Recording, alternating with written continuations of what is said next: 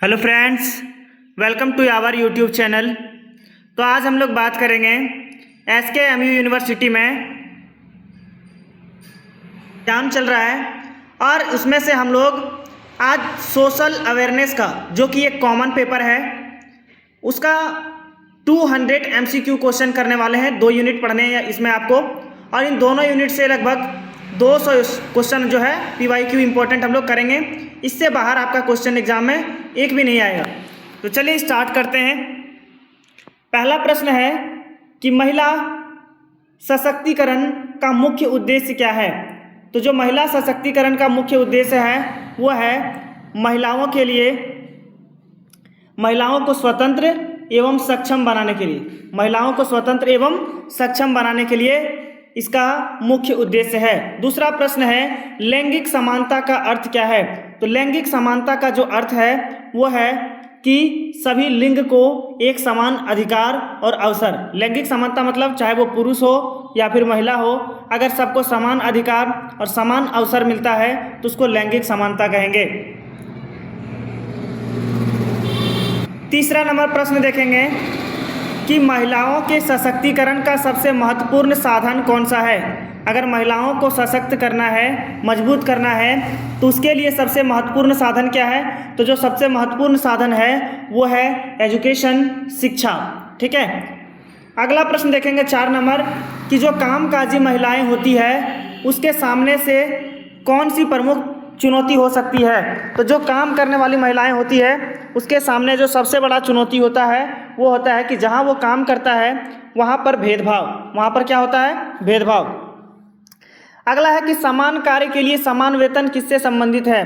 तो ये जो है ये एक लैंगिक समानता है। ये क्या है, लैंगिक समानता है कि पहले होता था पुरुषों की तुलना में महिलाओं को कम वेतन दिया जाता था, लेकिन यदि समान कार्य के लिए जितना, जबकि काम वो सेम ही करता था, तो अगर महिलाएं भी उतनी ही काम कर रही है तो अगर दोनों को समान वेतन देंगे तो ये किस प्रकार का समानता होगा, लैंगिक समानता होगा। 6ठा नंबर प्रश्न देखेंगे महिलाओं का आर्थिक सशक्तिकरण मुख्यतः किससे संबंधित है। तो महिलाओं का जो आर्थिक शक्ति है वो किससे संबंधित है। अगर ये रोजगार और आर्थिक दोनों संसाधनों तक पहुंच पाता है तो ये क्या हो जाएगा, सशक्ति हो जाएगा, मजबूत हो जाएगा। लैंगिक भेदभाव का अर्थ होता है, लैंगिक भेदभाव का मतलब होता है कि लिंग के आधार पर भेदभाव करना या असमान व्यवहार करना ही क्या कहलाता है, लैंगिक भेदभाव कहलाता है। महिलाओं की राजनीतिक भागीदारी किसका उदाहरण है। तो महिलाओं की जो राजनीतिक भागीदारी है वो उदाहरण है कि राजनीतिक सशक्तिकरण। अगर वो महिलाएं राजनीति में भाग लेगी तो राजनीतिक रूप से भी वो मजबूत हो जाएगी। महिला उद्यमिता किसमें योगदान कर सकती है। तो महिला जो उद्यमिता होती है वो रोजगार को भी सृजन कर सकती है। ठीक है। अगला है लैंगिक रूढ़िवादिता से क्या तात्पर्य है। तो जो लैंगिक रूढ़िवादिता होता है वो लिंग के बारे में बनी निश्चित धारणाएं होती है। अगला प्रश्न देखेंगे हम लोग महिलाओं की शिक्षा का एक प्रमुख लाभ क्या है। तो महिलाओं की शिक्षा का जो एक प्रमुख लाभ है वो है आत्मनिर्भरता में वृद्धि है। अगला प्रश्न देखेंगे कि सुरक्षित कार्यस्थल महिलाओं के लिए क्यों आवश्यक है। सुरक्षित इसलिए है क्योंकि वहां पर उसको सम्मान और सुरक्षा सुनिश्चित कराना होता है, इसीलिए। ठीक है। महिलाओं के सशक्तिकरण से किसे लाभ होता है। तो महिला का सशक्तिकरण से किसका लाभ होता है, पूरे समाज का लाभ होता है। महिलाओं को निर्णय लेने की क्षमता प्रदान करना किसका हिस्सा है। अगर वो महिला अपने से निर्णय ले पा रही है, अपने से डिसीजन ले पा रही है, तो उसको हम लोग बोलेंगे कि महिला सशक्तिकरण है। ठीक है। कार्यस्थल पर यौन उत्पीड़न किस प्रकार की समस्या है। तो ये जो है एक लैंगिक समस्या है। अगला देखेंगे सड़क सुरक्षा का, यहाँ से रोड सेफ्टी के बारे में पढ़ेंगे हम लोग। ठीक है। सड़क सुरक्षा का मुख्य उद्देश्य क्या है। तो सड़क सुरक्षा का मुख्य उद्देश्य होता है कि सड़क पर दुर्घटनाओं और चोटों को क्या करना है, कम करना है। 17 नंबर प्रश्न देखिए, 2 पहिया वाहन चलाते समय क्या पहनना चाहिए। तो 2 पहिया वाहन चलाते समय क्या पहनते हैं हम लोग, हेलमेट पहनते हैं। लाल ट्रैफिक सिग्नल का अर्थ क्या होता है। तो लाल का मतलब होता है स्टॉप, रुकना। हरा ट्रैफिक का मतलब क्या होता है, चलना। हरा ट्रैफिक का मतलब क्या होता है, चलना होता है। पीली ट्रैफिक का मतलब होता है कि आपको सावधान रहने के लिए बोला जा रहा है। सीट बेल्ट का मुख्य उद्देश्य क्या होता है। तो सीट बेल्ट का जो मुख्य उद्देश्य होता है वो दुर्घटनाओं के समय सुरक्षा देने का होता है। वाहन चलाते समय मोबाइल फ़ोन का प्रयोग क्यों खतरनाक है? क्योंकि ये क्या करता है? ध्यान को भटकाने का कार्य करता है। अगला प्रश्न देखेंगे 23 नंबर, शराब पीकर वाहन चलाना कैसा है? तो शराब पीकर वाहन चलाइएगा तो ये बहुत ही ज़्यादा खतरनाक हो कि पैदल यात्रियों को सड़क पार करने के लिए किसका प्रयोग करना चाहिए? तो जो पैदल यात्री हैं उसको जेब्रा क्रॉसिंग का उपयोग करना चाहिए। सड़क संकेतों का मुख्य उद्देश्य क्या होता है? सड़क संकेतों का मुख्य उद्देश्य होता है कि आपको चेतावनी दे रहा है और सही मार्गदर्शन दे रहा है, गाइड कर रहा है। ठीक है। हेलमेट का मुख्य रूप से किसकी रक्षा करता है? तो हेलमेट जो है मुख्य रूप से सिर का, ठीक है, आपके माथे का सुरक्षा करता है। सड़क सुरक्षा की जिम्मेदारी किसकी है? तो सड़क सुरक्षा का जिम्मेदारी है सभी सड़क उपयोगकर्ताओं की है। वाहन चलाते समय गति सीमा का पालन क्यों करना चाहिए? जो स्पीड लिमिट है अगर आप उसका पालन नहीं करते हैं तो दुर्घटना का जोखिम कम करने के लिए ये इसका पालन करना बहुत ही ज़रूरी है। रक्षात्मक ड्राइविंग का अर्थ क्या होता है? इसका मतलब होता है कि संभावित खतरों को पहचान कर सावधानी से चलाना गाड़ी को। ओवरटेकिंग कब करना चाहिए? तो अगर सुरक्षित परिस्थिति है तभी ओवरटेकिंग करना चाहिए, नहीं तो नहीं करना चाहिए। अगला हम लोग पढ़ेंगे ड्रिंकिंग वाटर और सैनिटेशन या फिर हाइजीन के बारे में। सुरक्षित पेयजल कैसा होता है? तो अगर आप साफ पानी पी रहे हैं तो वो रोग जनकों से मुक्त कराता है, आपको रोगों से आज़ाद कराता है। ठीक है। दूषित पानी से कौन सी बीमारी फैल सकती है? तो यदि आप दूषित पानी पी रहे हैं तो आपको हैजा नामक बीमारी हो सकती है। पानी उबालने से क्या लाभ होता है? तो पानी उबालने से क्या लाभ होता है? बहुत सारे जो हानिकारक जीव हैं वो क्या हो जाते हैं? नष्ट हो जाते हैं, सूक्ष्म जीव। हाथ धोना कब विशेष रूप से आवश्यक है? तो भोजन करने से पहले जो है ये बहुत ही ज़्यादा आवश्यक है। अगला देखिए 35 नंबर प्रश्न, हाथ धोने से साबुन का उपयोग क्यों किया जाता है? हाथ धोने में साबुन का उपयोग क्यों किया जाता है? क्योंकि ये गंदगी और कीटाणु को हटाने के लिए बहुत ज़्यादा उपयोगी होता है। स्वच्छता मुख्यतः किससे संबंधित है? स्वच्छता जो है मानव के अपशिष्ट और सुरक्षित प्रबंधन से क्या है? बहुत ज़्यादा संबंधित है। अगला प्रश्न देखेंगे कि व्यक्तिगत स्वच्छता में क्या शामिल होता है? तो व्यक्तिगत जो स्वच्छता होता है उसमें नियमित स्नान और हाथ धोना शामिल होता है। खुले में शौच से क्या समस्या हो सकती है? खुले में शौच से क्या समस्या होगा? जल एवं पर्यावरण प्रदूषण होगा। ठीक है। पेयजल को किस में रखना चाहिए? जो पानी है उसको कहाँ पर रखना चाहिए? तो साफ और ढके हुए बर्तन में रखना चाहिए उसको। उचित स्वच्छता किसकी रोकथाम में मदद करता है? अगर आप उचित स्वच्छता को अपनाते हैं तो जो संक्रामक रोग है उससे क्या करता है? आपको मदद मिलेगा। ठीक है, उससे आपको बचाएगा। अगला पढ़ेंगे हम लोग इन्वायरमेंट के बारे में, पर्यावरण के बारे में। तो पर्यावरण का अर्थ क्या है? तो पर्यावरण जो है हमारे आसपास का प्राकृतिक एवं सामाजिक परिवेश है। देखिए हम सभी टॉपिक पर वीडियो बनाए हैं, तो यदि आप मेरे चैनल पर नए हैं तो चैनल को सब्सक्राइब कर लीजिएगा और ज़्यादा से ज़्यादा लोगों को तक शेयर कीजिएगा। ठीक है। आगे देखिए वायु प्रदूषण का एक प्रमुख कारण क्या है? तो वायु प्रदूषण का जो एक मुख्य कारण है वो है वाहन से उत्सर्जन। वाहन से उत्सर्जन जो धुआं होता है वो वायु प्रदूषण का प्रमुख कारण है। अगला देखेंगे कि जल प्रदूषण का कारण कौन है? तो जल प्रदूषित तब होता है जब औद्योगिक अपशिष्टों को क्या किया जाता है? जल में बहा दिया जाता है। ठीक है। वनों की कटाई का अर्थ क्या है? वनों की कटाई का अर्थ है कि वनों और पेड़ों का बड़े पैमाने पर हटाना ही क्या कहलाता है? वनों की कटाई कहलाता है। अगला देखिए 45 नंबर प्रश्न, पेड़ लगाने से क्या लाभ होता है? यदि आप पेड़ लगाते हैं तो पेड़ लगाने से पर्यावरण संरक्षण में मदद मिलती है। अगला प्रश्न देखेंगे 3R का सही अर्थ क्या होता है? तो 3R का मतलब होता है रिड्यूज, रीयूज और रिसाइकल। रिड्यूज, रीयूज और क्या? रिसाइकल। 3R का मतलब होता है। तो रिड्यूज का मतलब क्या होता है? तो रिड्यूज का मतलब होता है किसी चीज़ के उपयोग में कमी करना, किसी चीज़ के उपयोग में कमी करना। रीयूज का मतलब क्या होता है? कि उसी चीज़ को दोबारा फिर से उपयोग करना। और रिसाइकलिंग का अर्थ होता है कि जो सामान है उसके अपशिष्ट से फिर नए सामान को बनाकर उपयोग में लाना। वैश्विक तापन मुख्यतः किससे जुड़ा हुआ है? जो वैश्विक तापन होता है, ग्लोबल वार्मिंग, ये किससे संबंधित होता है? तो ये ग्रीन हाउस गैसों में वृद्धि से होता है। ठीक है। प्रमुख ग्रीन हाउस गैस कौन सी है?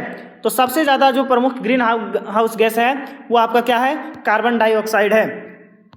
इसके अलावा निम्न में से कौन नवीकरणीय ऊर्जा कौन सी है? तो जो सौर ऊर्जा है उसको हम लोग क्या बोलते हैं? नवीकरणीय ऊर्जा। ठीक है, निम्न में से अनवीकरणीय संसाधन कौन सा है? तो जो कोयला है वो क्या है?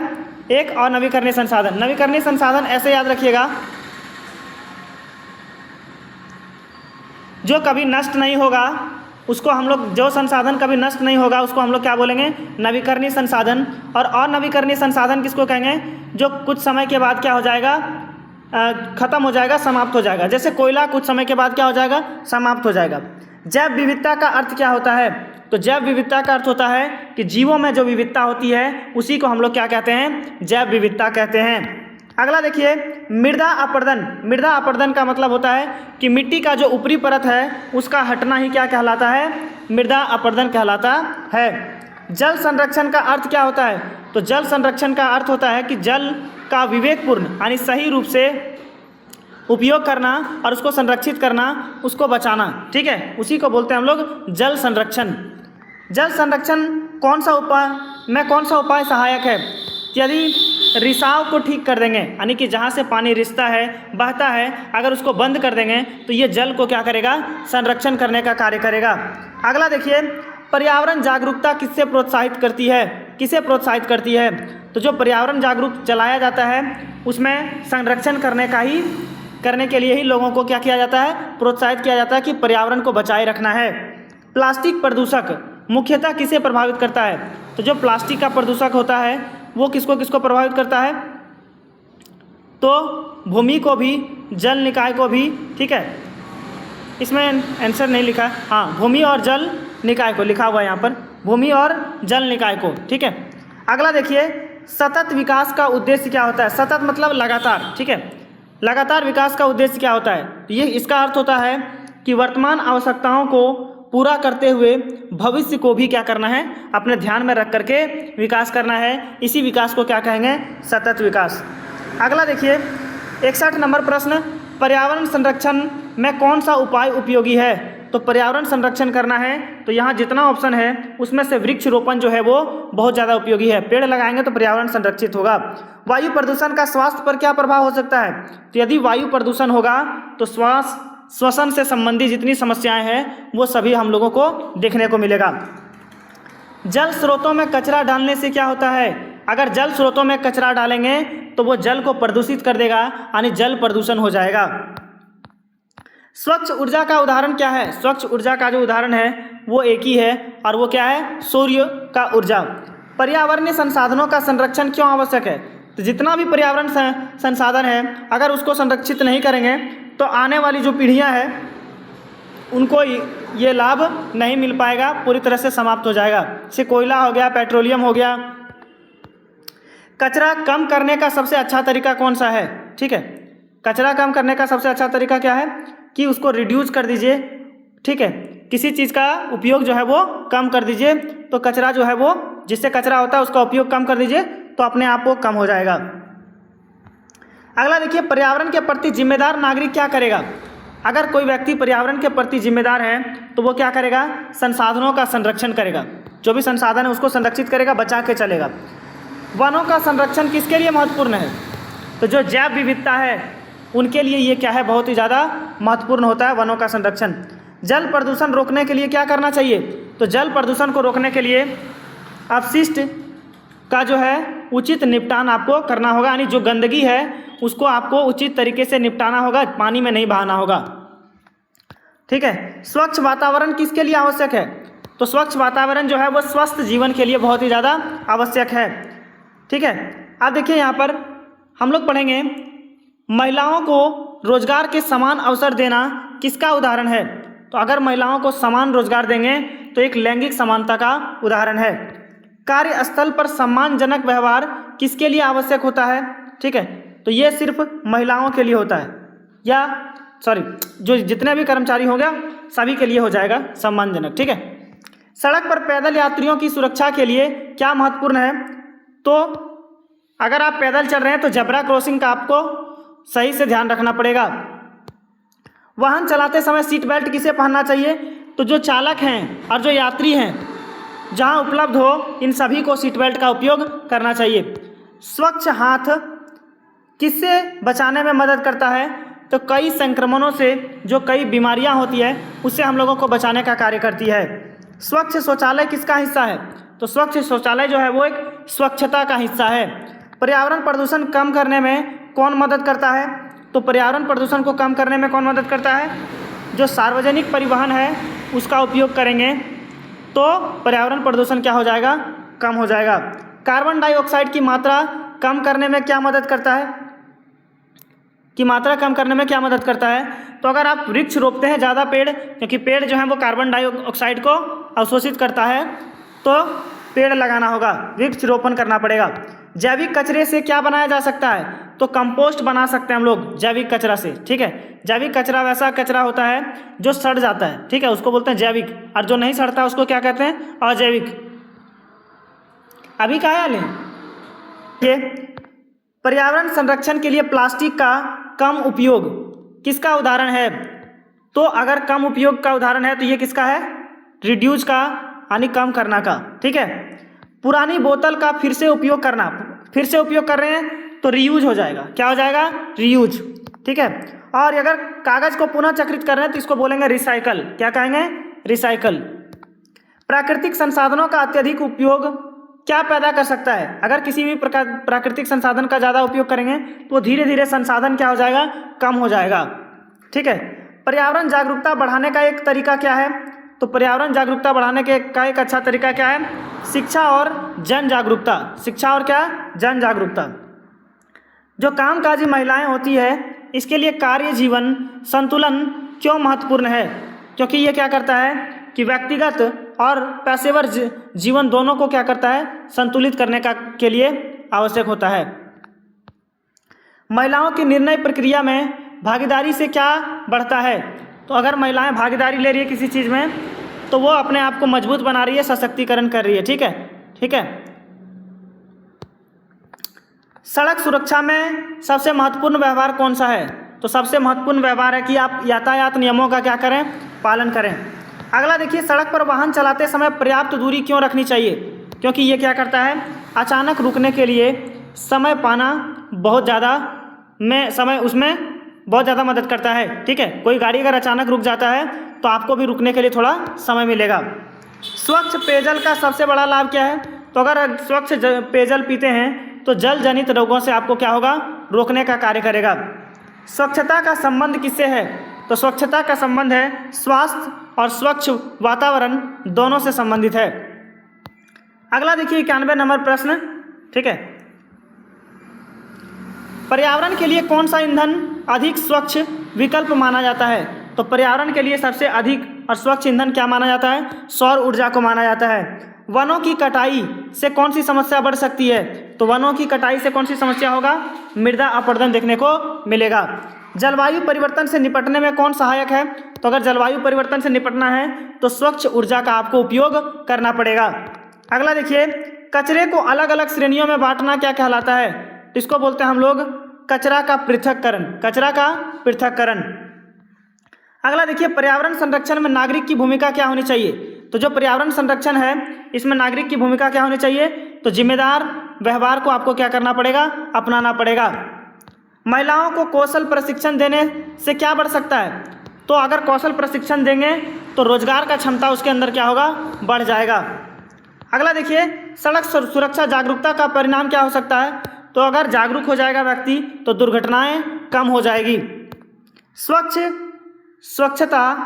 स्वच्छता आदत कौन सी है? तो नियमित हाथ धोना क्या है? एक स्वस्थ स्वच्छता का एक आदत है। पर्यावरण संरक्षण किस प्रकार के विकास को बढ़ावा देता है? तो जो पर्यावरण संरक्षण है वो सतत विकास को क्या करता है? बढ़ावा देता है। सामान्य जागरूकता का मुख्य उद्देश्य क्या होता है? तो सामान्य जागरूकता का मुख्य उद्देश्य होता है समाज और पर्यावरण के प्रति जिम्मेदारी को बढ़ाना। अगला देखिए, यूनिट 2 से क्वेश्चन हम लोग पढ़ेंगे, ठीक है। लोकतंत्र का सबसे उपयुक्त अर्थ क्या है? लोकतंत्र का सबसे अच्छा उपयुक्त है कि वहाँ पर जनता का शासन होता है। किसका? जनता का।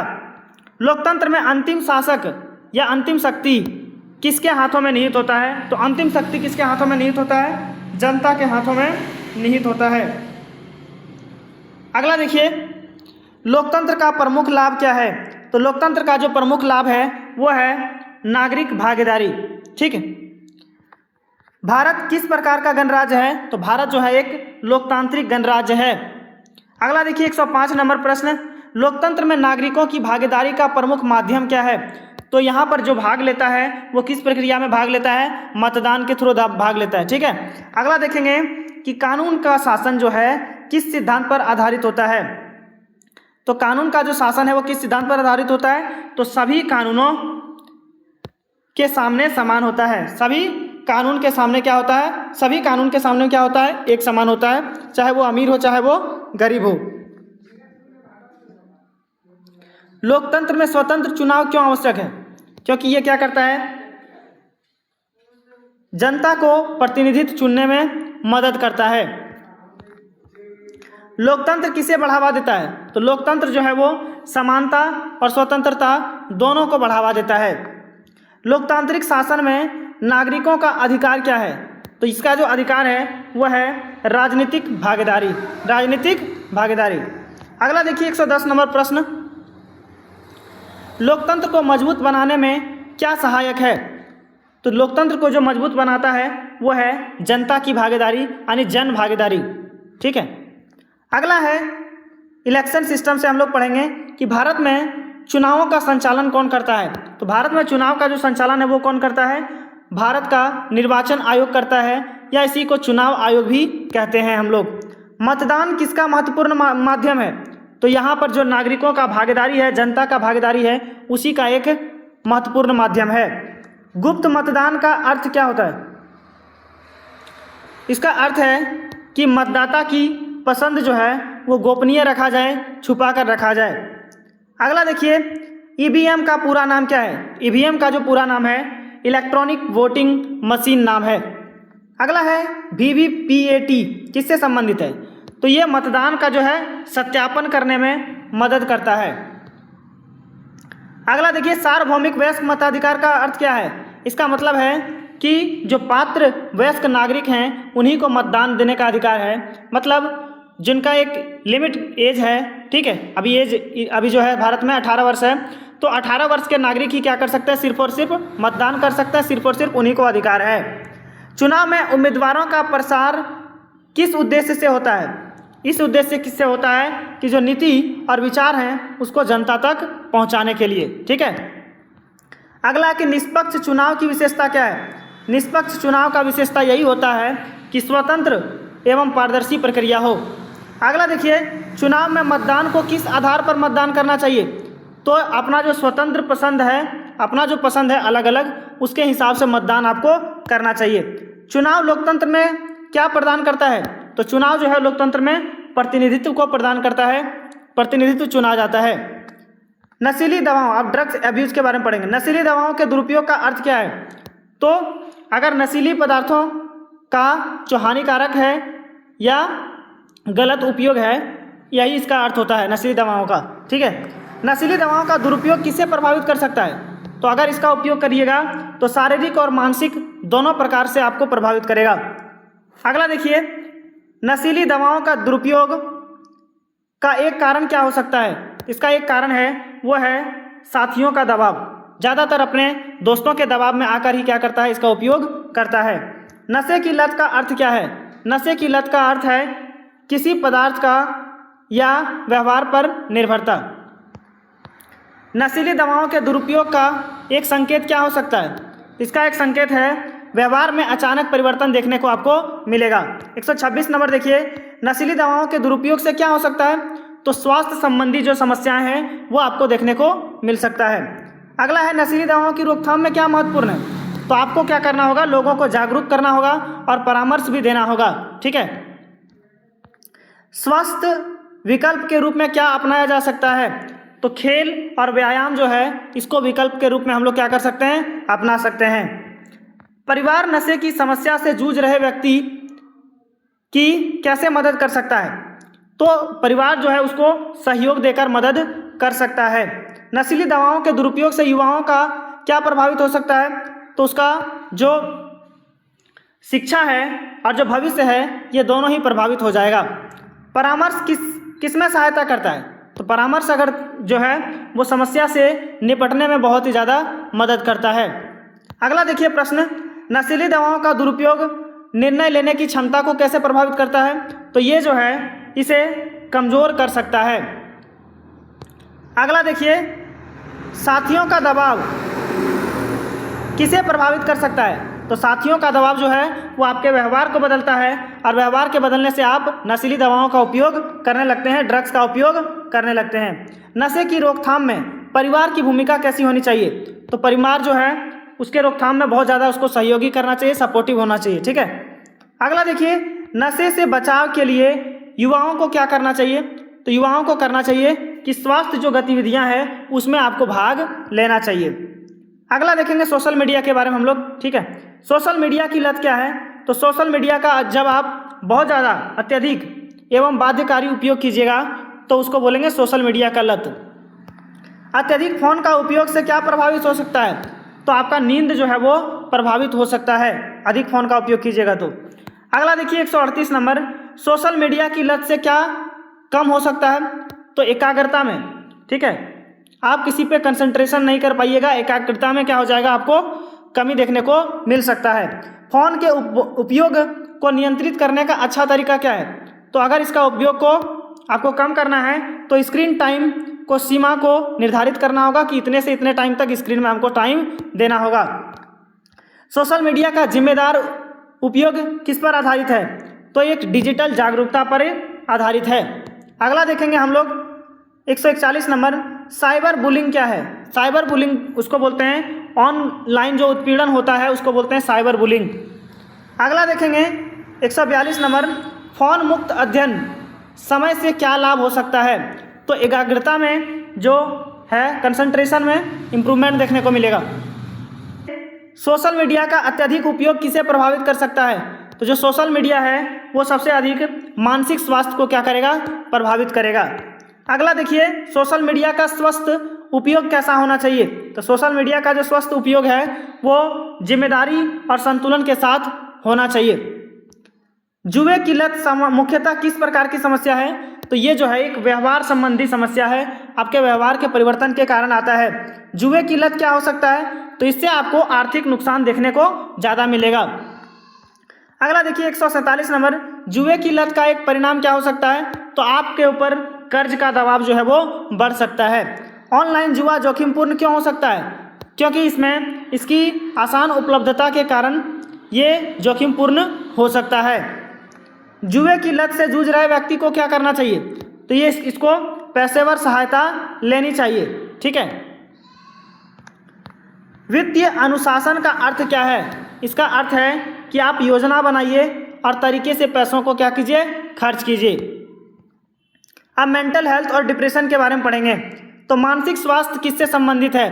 तो मानसिक स्वास्थ्य जो है वो भावात्मक, मनोवैज्ञानिक और सामाजिक कल्याण, इन तीनों से संबंधित है। अगला प्रश्न देखेंगे, अवसाद क्या है? तो अवसाद किसको कहा जाता है? डिप्रेशन को ही क्या कहते हैं हम लोग, अवसाद। यानी जो मानसिक स्वास्थ्य संबंधी समस्या होती है उसको हम लोग क्या नाम देते हैं, अवसाद नाम देते हैं। लंबे समय तक उदासी किसका संभावित लक्षण हो सकता है? तो ये जो है वो डिप्रेशन का एक लक्षण हो सकता है। ठीक है, शायद अवसाद ना समझ में आए आपको, लेकिन डिप्रेशन समझते होंगे। ठीक है, तो वही चीज़ है। अवसाद किसे प्रभावित कर सकता है? तो अवसाद जो है आपके नींद, भूख और एकाग्रता, इन तीनों में आपको प्रभावित कर सकता है। मानसिक स्वास्थ्य के प्रति जागरूकता क्यों आवश्यक है?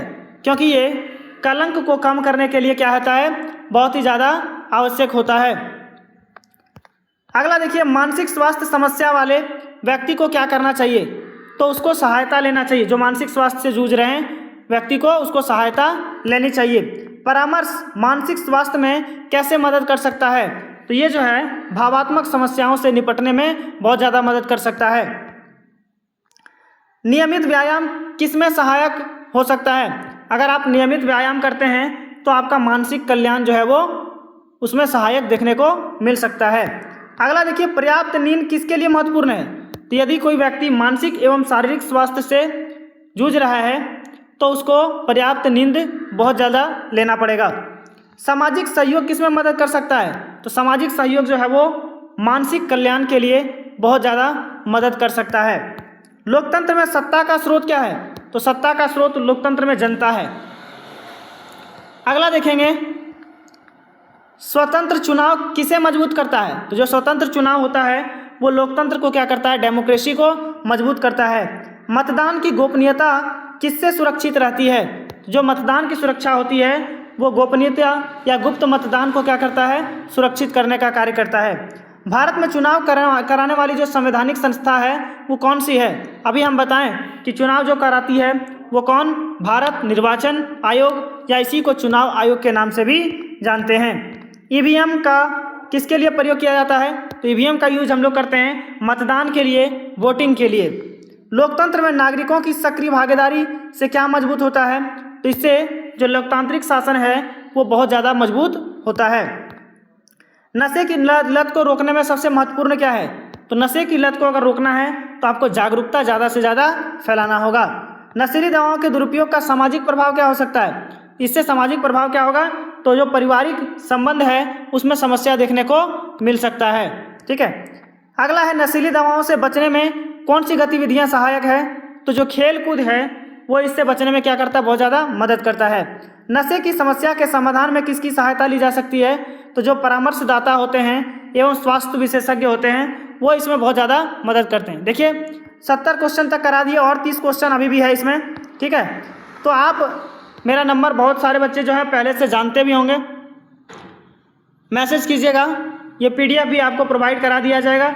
जो नए बच्चे हैं 8847857017 पे मैसेज कीजिएगा, ये PDF आपको प्रोवाइड करवा दिया जाएगा। बहुत बहुत धन्यवाद।